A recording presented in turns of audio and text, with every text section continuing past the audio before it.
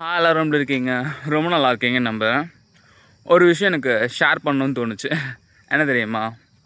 நிறைய பேர் ஏன் ஒரு விஷயத்தை அச்சீவ் பண்ண மாட்டாங்க, எந்த கோல்லையும் அவங்களால ப்ராப்பராக ஒர்க் பண்ண முடியாதுன்னா, அவங்க அச்சீவ்மெண்ட்லேருந்து வர ஹாப்பினஸ் மட்டும்தான் ஹாப்பினஸ்னே கன்சிடர் பண்ணுவாங்க. ஓகேங்களா?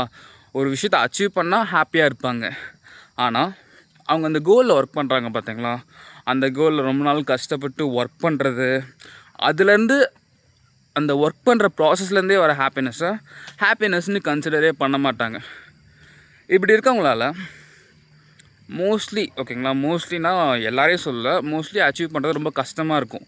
ஏன்னா நம்ம ஃபைனல் ப்ராடக்ட் தான் நம்மளுக்கு ஹாப்பினஸ் தரப்போகுது. அப்படின்னா இனிஷியலாக நம்ம பண்ணுற எஃபர்ட் நம்மளுக்கு ஹாப்பினஸே தரலன்னா, நம்ம அந்த அச்சீவ் பண்ணுறது ரொம்ப கஷ்டமாயிரும் என்னை பொறுத்த வரைக்கும்.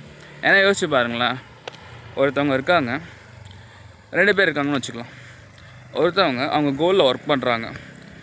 அவங்க கோல் என்னென்னா கோல்டு மெடல் அடிக்கலாம்னு வச்சுக்கலாம். மேபி ஒரு 400 மீட்டர்லேயோ 600 மீட்டர்லேயோ கோல்டு மெடல் அடிக்கணும். அதுக்கு தேவைப்படுற எஃபர்ட்டு டெய்லி கஷ்டப்பட்டு ஒரு 10 வருஷம் ட்ரெயின் பண்ணணும்னு வச்சுக்கோங்க. ஒரு நேஷ்னலில் அடிக்கணும்னா ஒரு 10 வருஷம் ட்ரெயின் பண்ணணும். இப்போது இவங்க என்ன பண்ணுறாங்கன்னா, அவங்களோட அவங்களோட ஃபைனல் ரிசல்ட்டு தான் அவங்களுக்கு ரொம்ப ஹாப்பினஸ் தரும். அவங்களுக்கு இந்த கோல்டு மெடல் மட்டும்தான் ரொம்ப ஹாப்பினஸ் தரும்னு அதை மட்டும் ஃபோக்கஸ் பண்ணி எஃபர்ட் போடுறாங்க. ரொம்ப கஷ்டப்படுறாங்க, ஜர்னியில் ரொம்ப ஸ்ட்ரகிள் பண்ணுறாங்க. சில நாள் ரொம்ப பிடிக்கல, ரொம்ப டிசிப்ளின்டாகவும் இருக்காங்க. ஆனால் அச்சீவ் பண்ணிடுறாங்க. ஓகேங்களா? அச்சீவ் பண்ணிட்டு ஃபைனலி அவங்க அந்த கோல்டு மெடலில் 10 வருஷம் கழிச்சு அவங்களுக்கு கிடைக்கும் போது ரொம்ப ஹாப்பியாக ஃபீல் பண்ணுறாங்க, ரொம்ப சந்தோஷமாக ஃபீல் பண்ணுறாங்க. ஓகேங்களா? பெஸ்ட்டு. ஆனால் இதை யூஸ்வலாக எல்லாராலையும் பண்ண முடியாது. புரியுதுங்களா? 10 வருஷம் கஷ்டப்பட்டு மேபி அந்த ஒன் மூமெண்ட்காக எல்லாராலையும் அவ்வளோ எஃபர்ட்லாம் போட முடியாது. ஓகேவா? 2வது டைப் என்னென்னா, அந்த கோலில் ஒர்க் பண்ணுறதுலே, ஓகேங்களா, அந்த ஒர்க் பண்ணுற ப்ராசஸ்லேயே ஹாப்பினஸ். ஓகேங்களா? அவங்க டெய்லியும் ரன் பண்ணுறாங்க, அது என்ஜாய் பண்ணுறாங்க. அப்படி யோசிச்சு பாருங்களேன், அந்த கோலில் ஒர்க் பண்ணுற ப்ராசஸ்ஸே என்ஜாய் பண்ணுறாங்கன்னா, அவங்க அந்த ஃபுல் ஜேர்னியும் என்ஜாய் பண்ணியிருப்பாங்க. அந்த ஜேர்னியை என்ஜாய் பண்ணனால ஒரு ரிசல்ட்டாக ஒரு பெரிய ஹாப்பினஸ். ஓகேங்களா? அந்த அச்சீவ்மெண்ட்லேருந்து வர்றது. இது எனக்கு எப்படி தெரியுமா புரியுது? நிறைய பேர் ஒரு மரம் இருக்குது பார்த்தீங்களா, அந்த மரத்துலேருந்து வர பெரிய பழம், ஓகேங்களா, அந்த பழம் தான் ஹாப்பினஸ்னு வச்சுக்கலாம். அந்த பழத்தை மட்டும் தான் சேஸ் பண்ணுவாங்க, ரொம்ப ஹாப்பியாக இருக்கும். அதுதான் இந்த மாதிரி அச்சீவ்மெண்ட்டு, அது எல்லாமே. ஆனால் யார் உண்மையாக ரொம்ப அந்த 10 இயர்ஸ் என்ஜாய் பண்ணவங்க அந்த பெரிய பழத்தை ஃபோக்கஸ் பண்ண மாட்டாங்க.